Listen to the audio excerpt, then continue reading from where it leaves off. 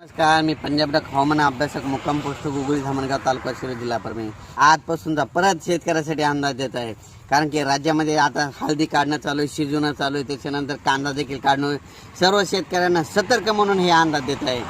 राज्यातील सर्व शेतकऱ्याला सांगू इच्छितो की राज्यामध्ये आता जवळपास सांगायचं झालं तर 6 तारखेपर्यंत हवामान कोरडं राहणार आहे म्हणून हे अंदाज लक्षात घ्या. पण राज्यातील सर्व शेतकऱ्याला सांगू इच्छितो, हा तातडीचा मेसेज म्हणतो. राज्यामध्ये 7 मे पासून ते 11 मे दरम्यान वादळी वाऱ्यासह विजेसह काही ठिकाणी गारपिटीसह पाऊस येणार आहे.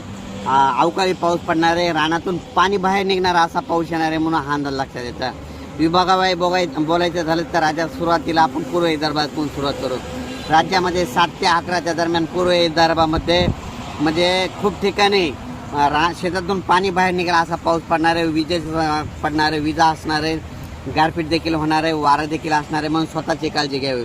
त्याच्यानंतर पश्चिम विदर्भात देखील सर्व शेतकऱ्याला सांगू इच्छितो, 7 ते 11 मे त्या दरम्यान तुम्ही तुमच्या हळद असेल, कांदा असेल काढून झाकून ठेवा. कारण की 7 ते 11च्या दरम्यान जोरदार पाऊस पडणार आहे. ओढे नाले वाहतील असा पाऊस येणार आहे म्हणून हा अंदाज लक्षात येतात. त्याच्यानंतर मराठवाड्याकडे वळू. मराठवाड्यात देखील 7 ते 11 दरम्यान जोराचा पाऊस राहणार आहे. म्हणजे शेतातून पाणी बाहेर निघेल असा पाऊस राहणार आहे. ऊसावाल्यासाठी हा पाऊस चांगला राहणार आहे म्हणून हा अंदाज लक्षात घ्यायचा. आणि मराठवाड्यातले देखील सर्व शेतकऱ्यांनी ज्यांचा कांदा असेल, हळद असेल, 7 तारखेच्या आत तुम्ही काढून झाकून ठेवा, साठवून ठेवा. कारण की खूप मोठा पाऊस असणार आहे म्हणून हे अंदाज लक्षात घ्यायचा. त्याच्यानंतर पश्चिम महाराष्ट्राकडे पश्चिम महाराष्ट्रात देखील शेतकऱ्याचा कांदा देखील